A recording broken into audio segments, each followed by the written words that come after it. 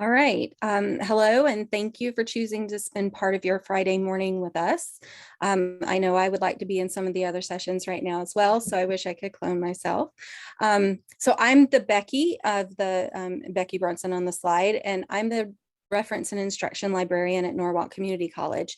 And I'm here with my NCC colleague, Susan Skaza, and she is the digital instruction librarian at Norwalk. And as you can see on our slide, the title of our presentation is Teaching Beyond the Classroom, Meeting Students Where They Are. And I think it's fair to say that in the time between our conference proposal submission and today, both Susan and I have spent a great deal of time unpacking what these statements really mean for us in our daily practices. And, I'm probably not alone in this group in thinking of our one-on-one sessions as valid for teaching moments as our whole class sessions. It's easy to measure whole class sessions in outcomes and objectives, but even the one-on-one sessions, interactions that we have with our, students are filled with teaching moments as well. So what types of teaching happen outside of our whole class sessions, and how can we better equip ourselves to meet the immediate information literacy needs of our students, especially in those one-on-one interactions, many of which are unscheduled and spontaneous, and we, aren't prepared for everything that comes in the door. So, sorry, I'm trying. On our next slide, here's a chart and a bit of background that might help explain what prompted us to start asking these questions and what prompted the conversations that followed. Like most libraries, we track a lot of different things. As a profession, we librarians love our data. So the dark pink bars here represent the number of students we reached through whole class student interactions for the past 3 full fiscal years for which we have data.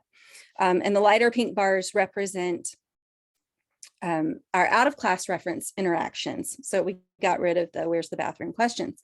But these reference interactions include both walk-up and scheduled research appointments. In both fiscal years 2019 and 2020, in-class student interactions accounted for fewer than 40% of total student interactions. Like all institutions, we experienced a steep decline in walk-in traffic during the pandemic. Of course, no one was in the library for almost half of fiscal year 2020. And after the pandemic lockdown ended, at least for our institution, the majority of our students still stayed away from campus.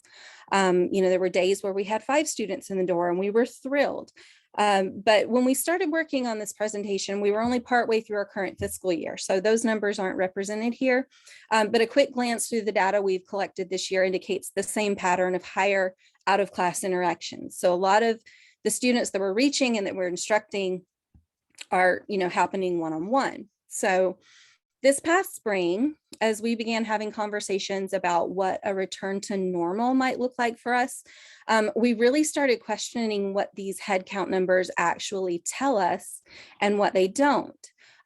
So we've been back fully on ground for the past year, and actually for fiscal year 2021, we were open every day. I was only there a few days a week, like many of you, but we were still, open for our students fully every day. With, not so many evening hours.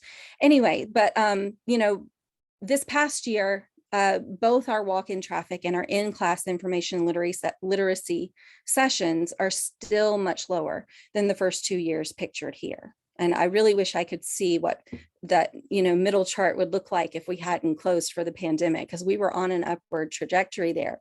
And then everything started crashing down. Also, in the spirit of full disclosure, most of the student interactions logged on this chart predate both of our periods of employment. So I started my job right before the pandemic hit, so right in the middle of that. And we were immediately thrust into the new world of working from home. So I was a brand new employee working by myself.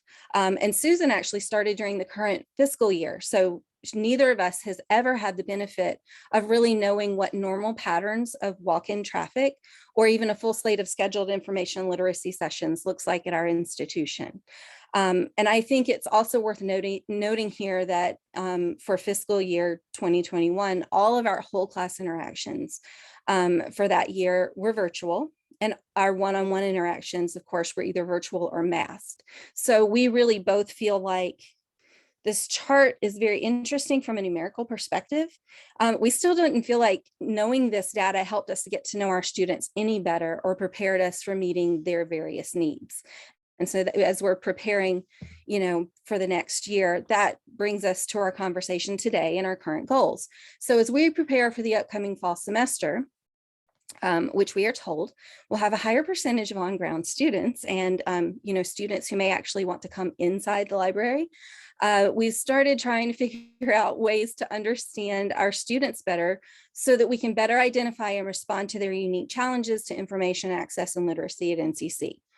Because we have a really big lift there. We've gotten to know a few, but we're really out of the loop. So today we are going to talk about understanding our students and ways that we're trying to do that. Today we will also discuss how we are using portions of the ACRL information literacy framework to help us think through some of our current daily library practices or services using a diversity, equity, and inclusion lens to reach students where they are when they come through the door. And finally, we will share how we plan to use this new knowledge we've gained about our students and the challenges they face to help us improve our services going forward and plan our marketing and outreach goals for the next year, because we really feel like for the two of us, we're about to step into some unknown territory. Okay, so understanding our students. We started by approaching each of our 3 agenda items on the last slide with a question. And for this one, we began our search for answers by looking outside the library. What can institutional data tell us about our student population? And at first, I actually felt a little silly even raising this question. I've worked for NCC a number of years by now. Surely I should have a better grasp of our student demographics, right? But actually I found out I didn't. I knew we had a diverse student body, but I wasn't able to really verbalize those specifics well enough. So here are some details about Norwalk Community College.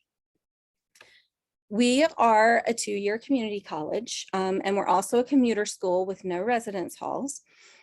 Our students primarily come from the city of Norwalk and the surrounding towns, so most of them are considered local.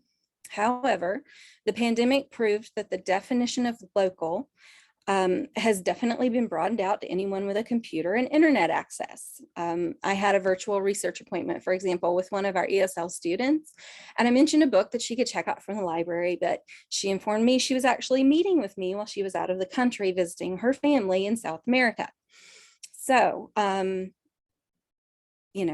didn't go quite well like I had hoped. Our full-time equivalent student number is 2,597, but 70% of our students actually take classes on a part-time basis.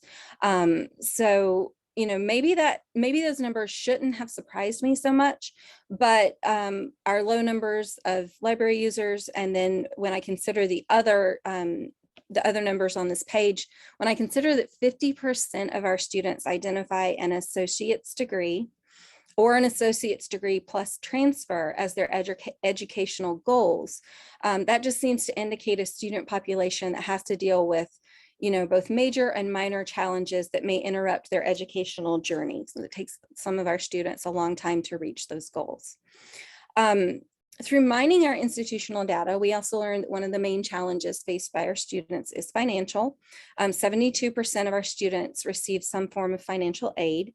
And those that don't use financial aid quite often register, very last minute or even in the first days of class, because their coming to class depends on if they have the money at that moment. Also, 8% of our students are registered with accessibility services, so they receive some form of accommodations in the classroom. And of course, neither financial nor learning ability challenges of individual students are disclosed to us as librarians in any official capacity, but we can't ignore them either because they directly impact our students' opportunities and abilities to access information. We also looked at our institutional student demographics on race and ethnicity, as well as age, and we're still having discussions about how to best meet the information needs of students of various ages and cultural backgrounds. For example, I was actually surprised that such a high percentage of our students fell into the traditional age range for freshmen and sophomores at 65%. Because based on my casual observations of library users that come through our door, I actually would have guessed those that age group was a lower percentage. So, maybe by my casual observations, the younger students aren't coming into the library for help. And why is that? Also from that realization, I learned two important things. One, my pop culture references and jokes probably won't work anymore. Susan's might, but number two, it's best to base decisions on actual data instead of assumptions. Of course, we still have a very long list of what we don't know. And to be completely honest, much of what we would like to know is probably not discoverable through official means like course or library or institutional surveys, because we're nosy, we want some personal information. For example, what percentage of students have transportation issues? We do know anecdotally that many of our students rely on Norwalk City buses for transportation to and from campus. For example, just this past semester, part of the shuttle service that links up the regular bus schedule to the Metro North train was threatened. So many of our students came together to start the Save the NCC shuttle movement. And ultimately, they were not wholly successful in saving the shuttle, but their protests did prompt the Norwalk Transit District to add expanded runs in their regular schedule as an alternative. So students do have power here. And through that, we learned how important an issue that was to our students.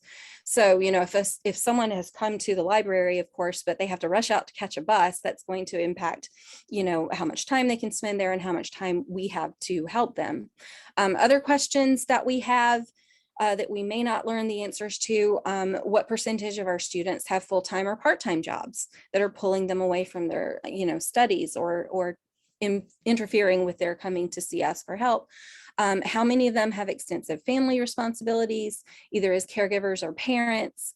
We do have daycare. I think it's something fancy with a fancier name like early child care development or something like that. But basically, a lot of our students do use that as they come and study. They drop their kids off there. So we know that's a big issue. What percentage of them don't have reliable computer or internet access? We actually do understand a little more about this, but no official numbers. And like I said, to be completely honest, we probably can't ask a lot of these questions, but by paying attention to what's going on around campus, we have found that we can discover some of the answers to what we don't know, and that actually helps us prepare better to help them. So our institutional data mining was very informative, and it started us down the road towards understanding our students better. And then this jump started our process questions, which are outlined here. So how can we use the ACRL framework, and what are we learning about our diverse student population to think through our current services? And then going forward, how can we better plan for the upcoming year to improve our services and meet students where they are to help them break down the barriers to information access? Because what we're finding is these barriers are, if we're supposed to be focusing on information literacy, we're backing up a couple of steps, but it's also very important because they're not getting to where they need to be because of these barriers. So this leads us to my slides. Hi, as Becky introduced, my name is Susan, and I am the digital instruction librarian at Norwalk.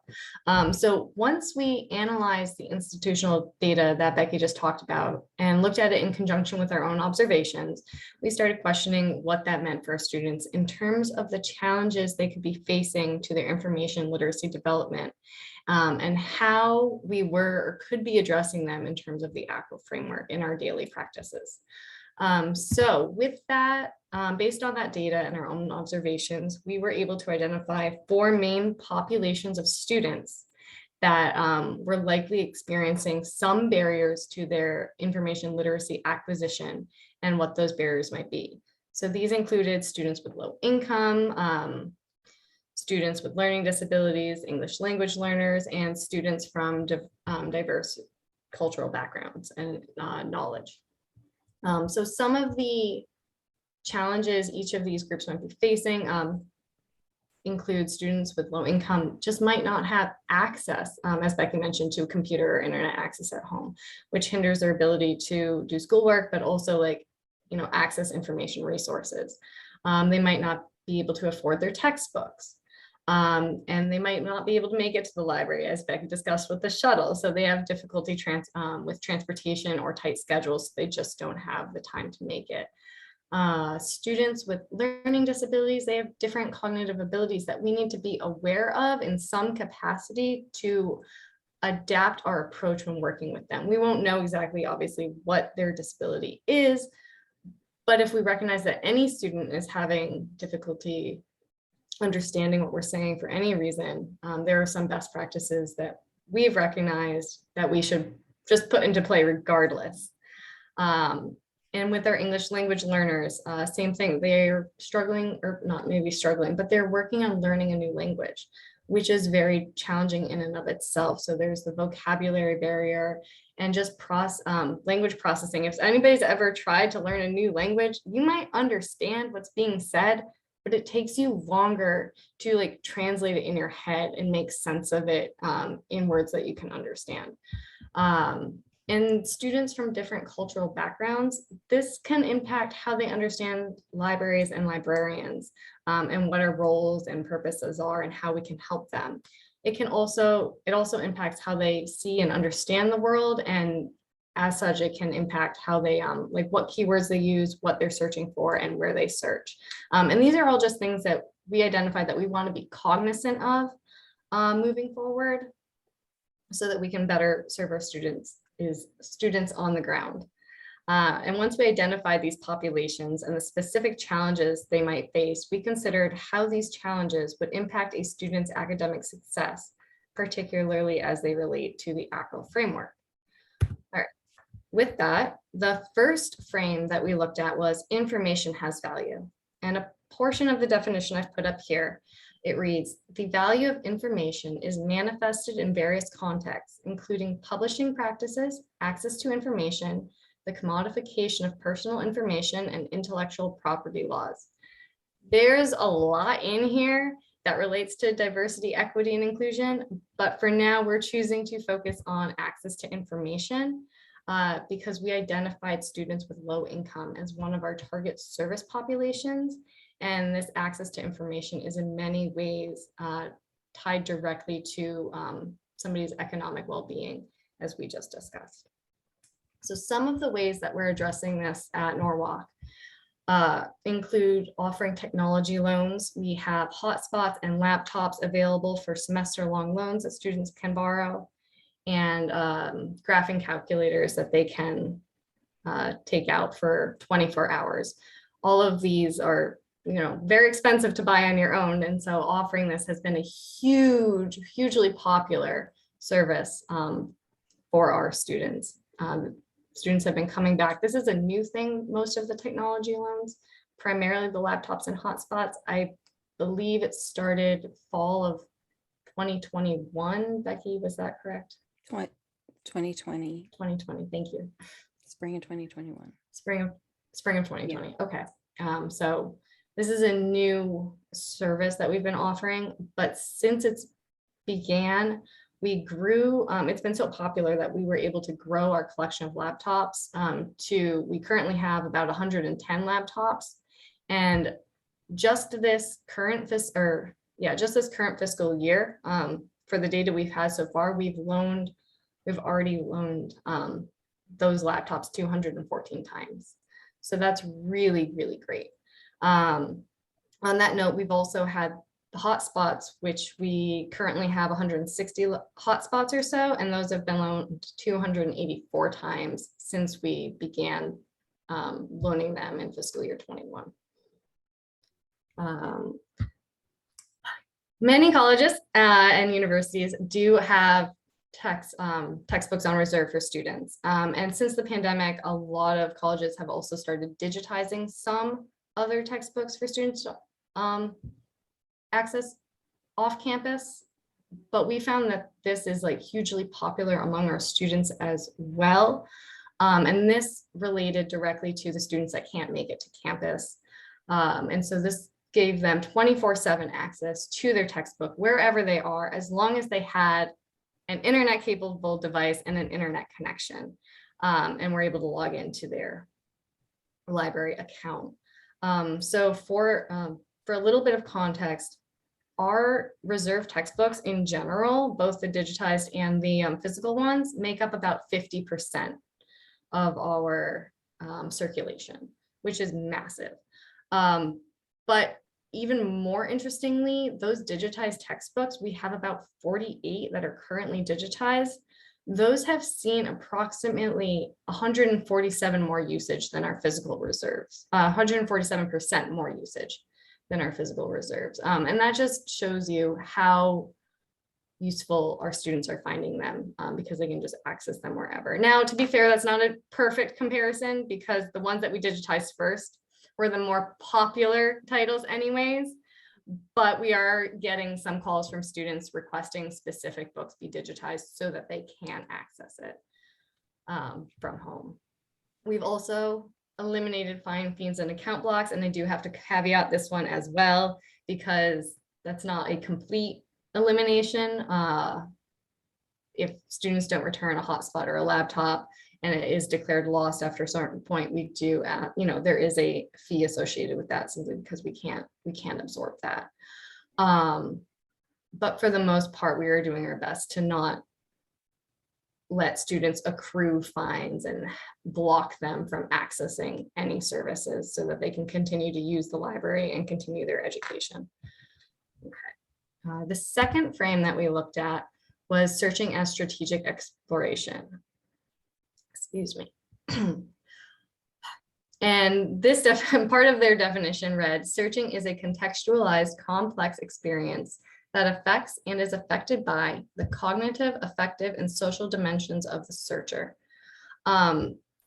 So, I mean, what you can see in the second one, what this really means to us is like the learning, a person's learning ability, their cultural background, and life experiences will directly impact how, what, and where a person searches. So for us at NCC, this frame speaks primarily to our students, or could pose challenges to our students with learning disabilities, different cultural backgrounds, and our English language learners. And what this means for us then is that it's important to remember that students come at their research from different perspectives, and it's our job to work as translators, helping them speak the language of library databases and encourage them not to get discouraged and try a variety of searches. A lot of what I'm about to say is going to be very common sense. You're all going to know it, but just looking at it through this lens was very interesting for us. So to help students do this and search effectively, we have to try to remember to be flexible. So when we're working with students one-on-one, they come to us at various stages and with various levels of knowledge. And so we have to be ready to transition our roles or change our hat, as it were, at any given moment to help students where they're at. So this might mean functioning as a tech instructor, a tutor, or research expert, or some combination thereof to help them through their task. So just having that flexibility, not going in with this is what they need, this is how I can help them, not being so rigid and straightforward. Being flexible is really important for our students, because they need different things at different times. And oftentimes in the same interaction, they'll come across something and we need to be like, okay, this is how you do that, or this is what this means. And so we're constantly shifting gears. We also can't assume any prior knowledge. We don't know what our students know and what they don't. And so we try to ask questions, like good research librarians, reference librarians, we ask our questions to try to understand where they're at, what they know, what they've tried so far, so that we can have a better understanding of their knowledge and where they're coming from.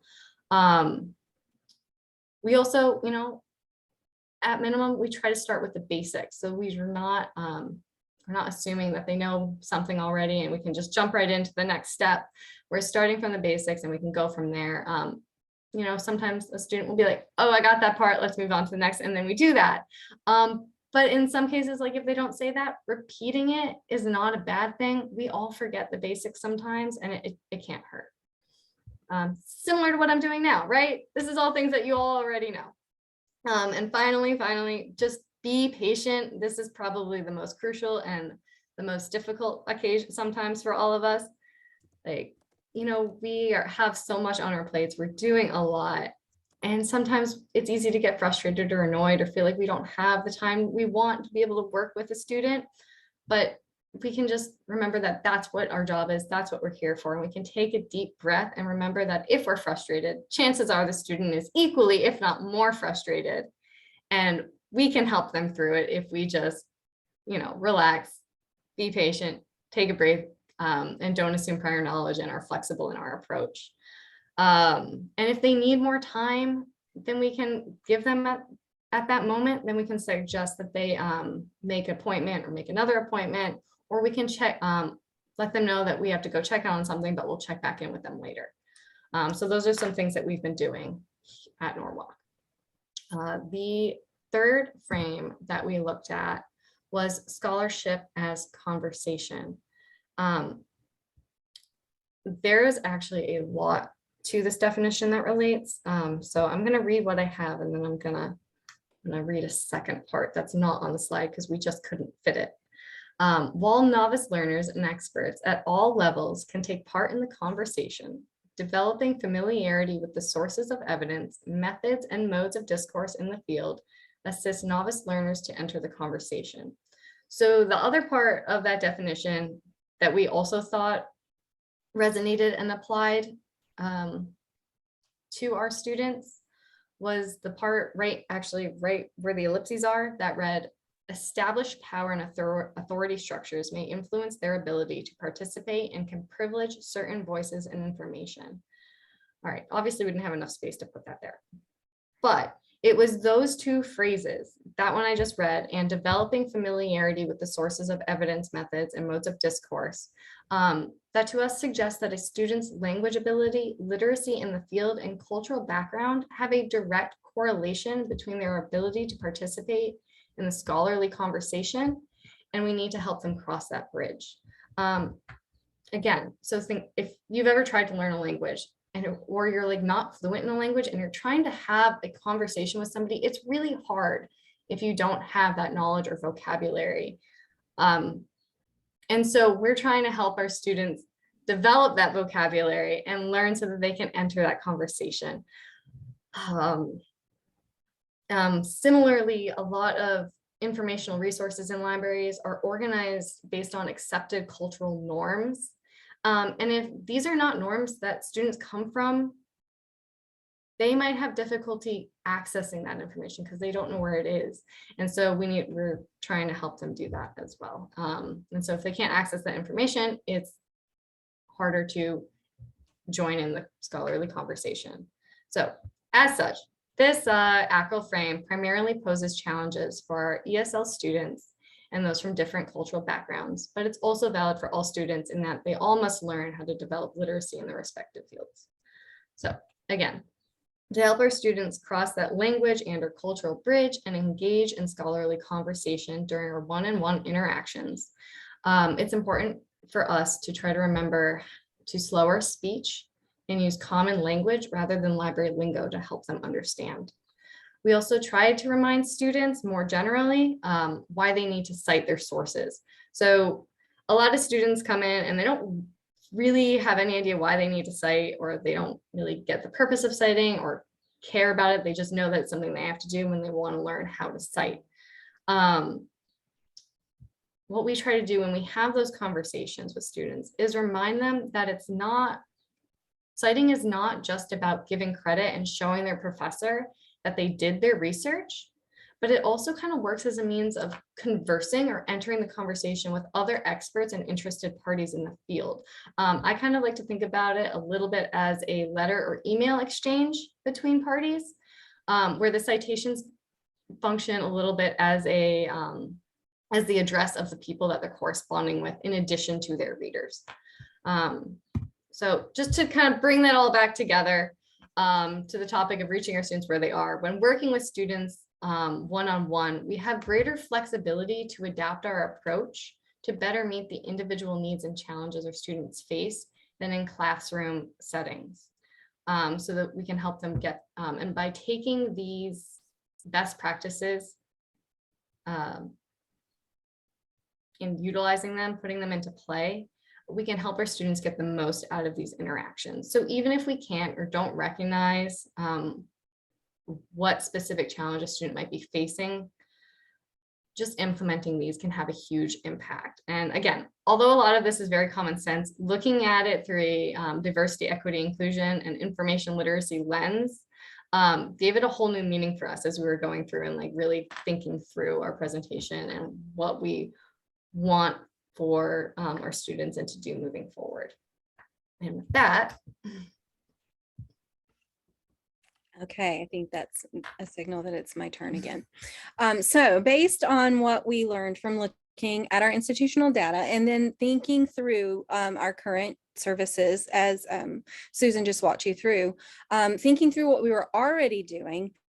So we are now at the point in our process where we are actively working on plans to engage students in conversation about how we can improve our services going forward. So our first goal for the upcoming fall semester is to get more students in the door. And as I mentioned earlier, we have been told by NCC that our institution will have a higher percentage of on-ground students. So we're definitely hoping that more of these students, whether new or returning, will find us organically. But after the difficulties of engaging with students that we have experienced over the past couple of years, and also knowing that students like us got very comfortable with interacting with the world through their computer, we're trying to make plans now to be more proactive in how we get information about our services and resources in front of them. So some of what we're about to talk about is still theoretical and we're still making plans, but we're hoping that it helps you because it's helped us to start really thinking through this. So once they're in the door, or once we have them in front of us in a virtual meeting, because let's face it, virtual reference appointments and even class sessions are now a permanent part of the mix of information literacy services that we offer. Our next goal is to get to know them better as individuals. And this applies to whether, they're in front of us in person or in front of us virtually. So institutional data and assumptions can only get us so far. So what are some of the ways that we can open up the lines of communication in our individual interactions so that we can help them overcome their challenges or their barriers to information access? And then finally, how can we continue to better connect with our students on multiple levels and improve the flow of communication, both outward, where we keep them up to date on our services and our programming, but also inward, where we create spaces for them to open up about the individual challenges that they face, whether it's, one-on-one with us or through other means. So our evolving plan for improving communication seems actually quite simple on the surface, no groundbreaking things here, but again, reminders that seem very important for us might also seem important for you as well. So even though our plan is quite simple, a lot of work is currently happening behind the scenes as we prepare for the upcoming academic year. So the main components we are focusing on are as follows: building relationships with different groups on campus, eliciting feedback directly from those groups as much as we can, and using all the information that we have gained and continue to gain to build a marketing and outreach plan that draws students into the library so that we can help them achieve their goals. So, on the topic of building relationships, this is an ever-evolving process for us in our library, as I'm sure it is in yours, and it's very much an active conversation that we are currently having. So these are some of the things we've been working through. So I don't know if I have anything especially definitive to offer you here, but I can share some of the thoughts and ideas that we have been discussing to improve our students' library experience going forward. So as we work toward planning for our new normal hybrid workspace, where we hope to see higher in-person traffic, but as I noted before, we recognize that virtual appointments are here to stay. What can we do to build important relationships with campus groups? And remember, because of the pandemic, neither Susan nor I knows what normal looks like at our institution. So we're we're basically starting from scratch. We know what it looks like at other institutions that we have, experience with, but for ours, we're still learning. Furthermore, an additional complication is that faculty, staff, and students don't know us either. And I didn't really anticipate how hard this was going to be, but I was on a committee recently with a faculty member who began our conversation by asking if I was a student in an office down the hall. And first of all, thank you to that person to think I was a student, but then I realized age didn't matter because at a community college, we have students of all ages. But I wasn't even offended because faculty haven't really gotten to know me since even though I've been here 2.5 years, I was a brand new employee right before the pandemic. And recent retirements and staff turnover, both inside and out of the library, have also really disrupted faculty knowledge of who we are and what we do. For example, something we heard a lot during the pandemic was, I didn't know you could teach virtual library sessions. I'm like, well, if you can do it, I can too. So coming up with strategies to better get to know faculty and staff, we think is a very important part of our fall plan to reach out to and engage students, because these are the people who can, send them in our direction. So if the faculty and staff don't know that we're doing anything or what we're doing, because quite honestly, during the first year of the pandemic, faculty were teaching off campus. We were actually on campus doing our work, but they were off campus. So they just thought we just weren't functioning as a library, I guess. I'm not sure exactly what was going on. It took us a while to be caught up to speed. So to that end, my summer project is focused on developing a faculty outreach plan, a formal faculty outreach plan, because we recognize that, faculty and staff encouragement is a huge part of getting students informed and in the library door.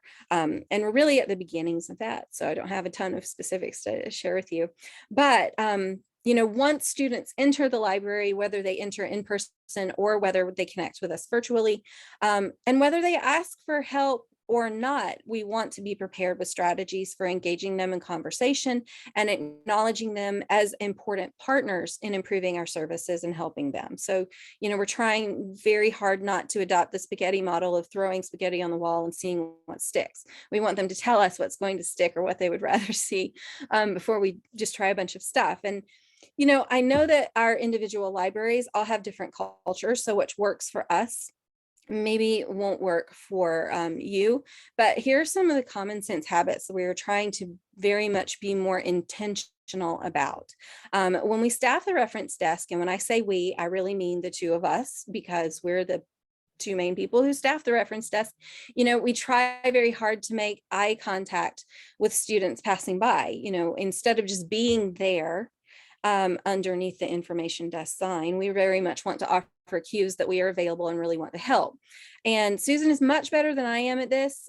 She doesn't just make eye contact. She usually throws out a friendly greeting.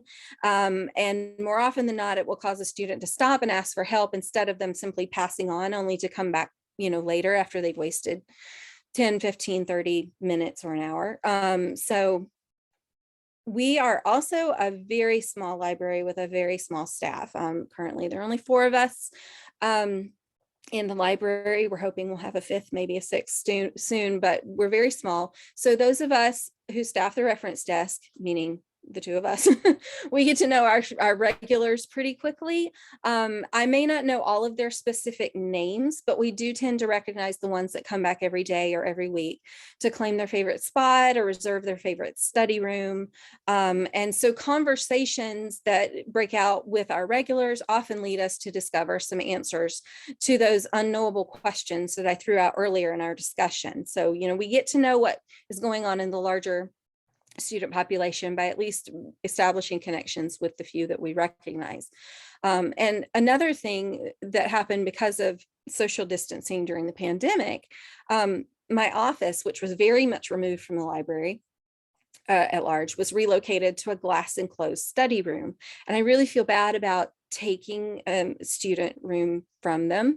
And I really resisted it at first because it felt like I was a little bit like in a fishbowl, because there's glass on 3 sides of me.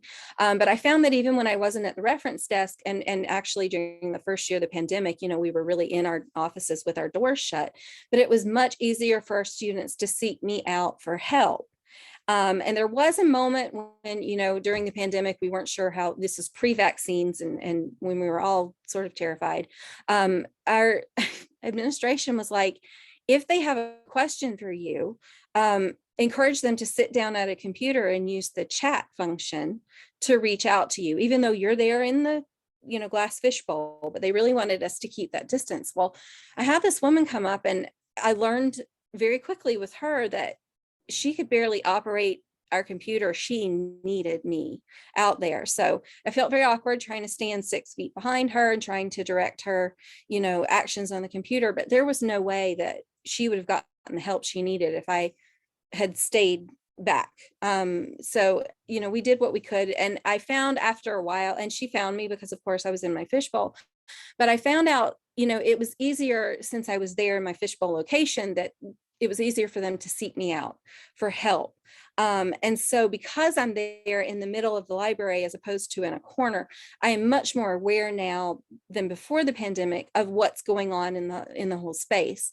And I can be much more proactive in noticing students who might need assistance. And I might actually offer that before, they ask me. But again, this works because we're small, we're in a small space, and, we can reach out in ways that I think people in larger libraries may not have the opportunity to. So if there's ways for you to build that in, then that is something that I would encourage you to try. I also included community on this slide. I didn't on my former one, but our campus is now fully opening up again to community members. And Norwalk has a really big tradition of being a part of the community, as a community college. And so we've had a number of interactions recently with people in the community who have been taking continuing education classes, and also some of the community members who need our help now become students, faculty, or staff down the road. So we're trying to be proactive and build relationships with them as well. And as our walk-in traffic picks up, though, and as I move out of my glass cube, I worry that some of the connections we've been able to foster with specific students might actually get lost in the higher numbers of requests for help. So, we're starting now to actively brainstorm ways to handle that transition to our new normal, whatever that looks like in the fall.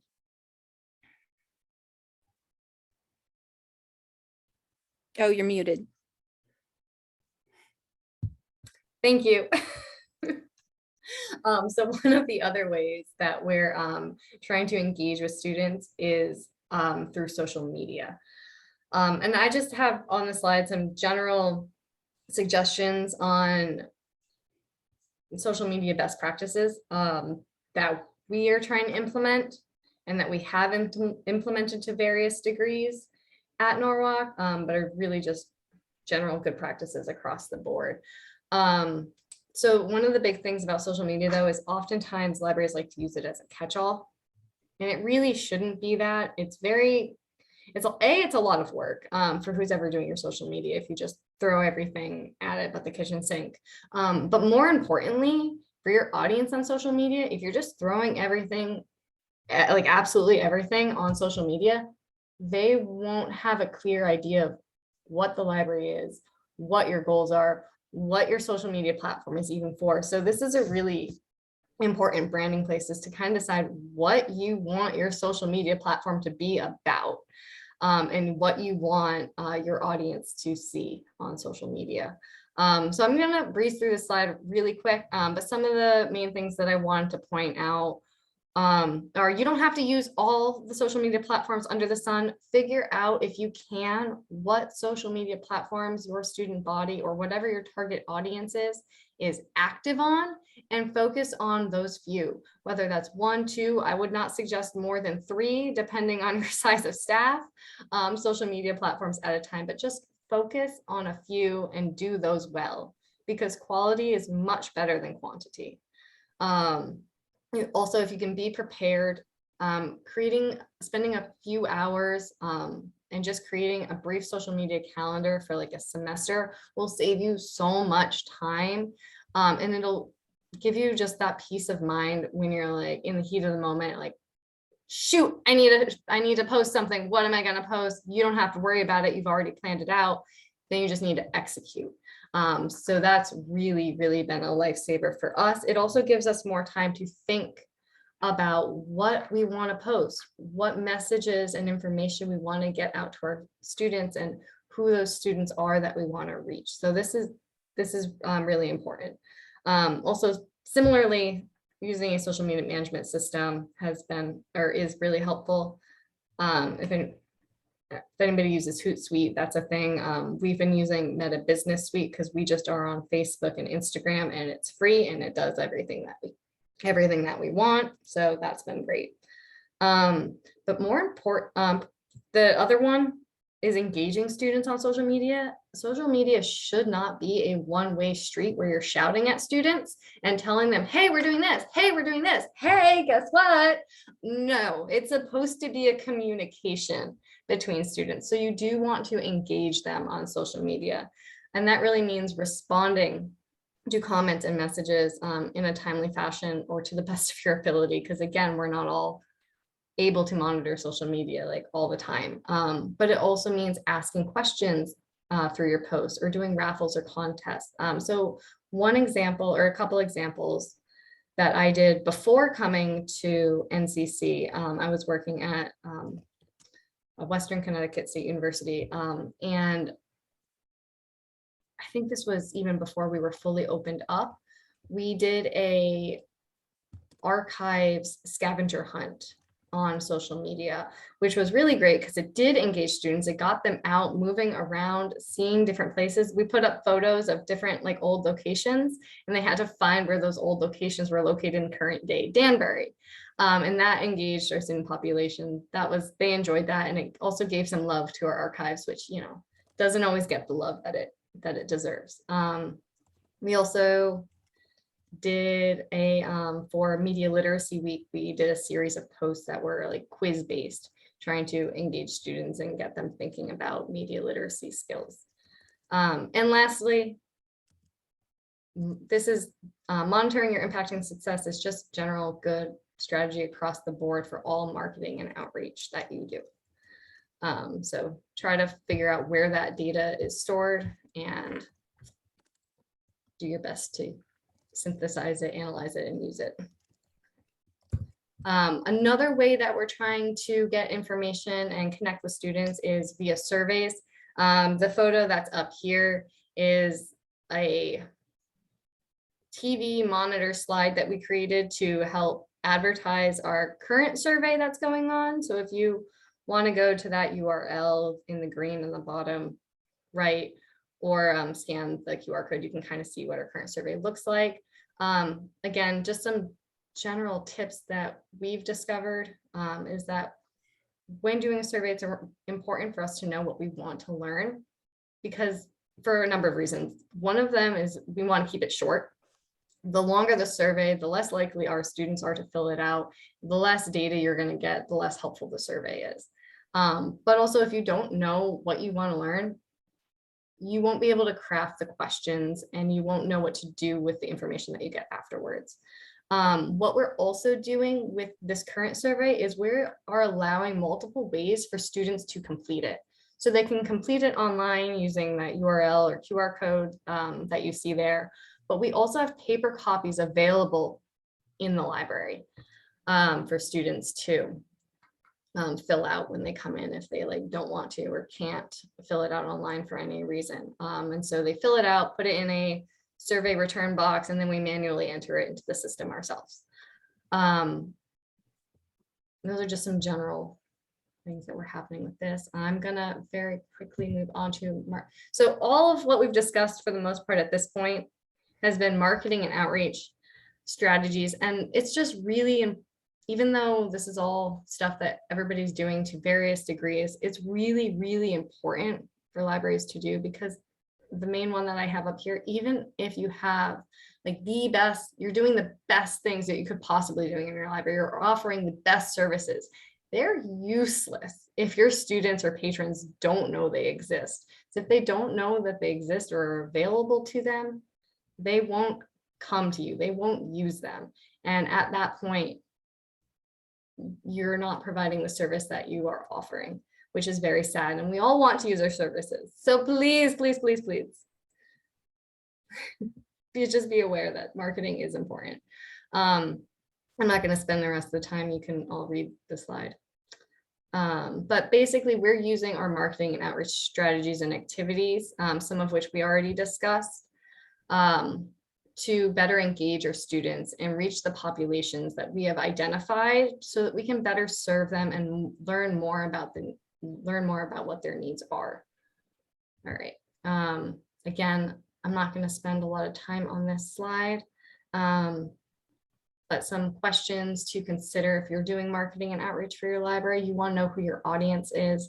So whether that's faculty, students, a particular group of students, students with low income, learning disabilities, different cultural backgrounds, or ESL students, whatever your target population is, make sure you know that so that you can craft the message specifically to reach them, and that you can post the message, whether that's on a social media platform, on a flyer, where they're going to see it. So just keep some of these questions in mind so that you can have more successful marketing activities. There we go.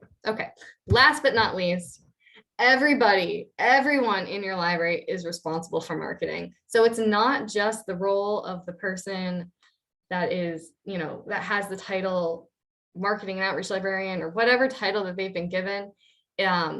Everybody that talks with a student, goes into a classroom, has the ability and should be plugging those library services. So during our one-on-one interactions, we always try to plug the library a little bit. Like, hey, when we had some MLA workshops, I had a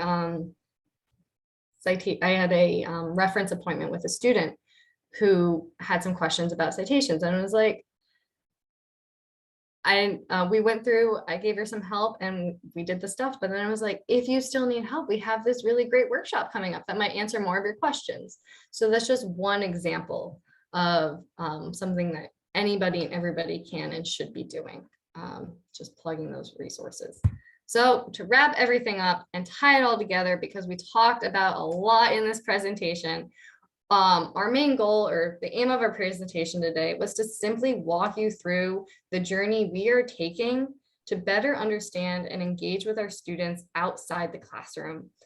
So we started our journey by going through our institutional data and trying to get a basic understanding of who our students are.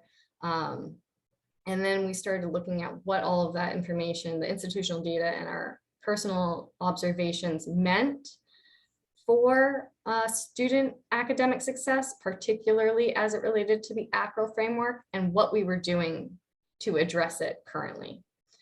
We are currently in the process on looking at what we can do better what we can do moving forward to better engage and meet our students where they're at. That's basically all I have for you today. Thank you for joining us. Thank you.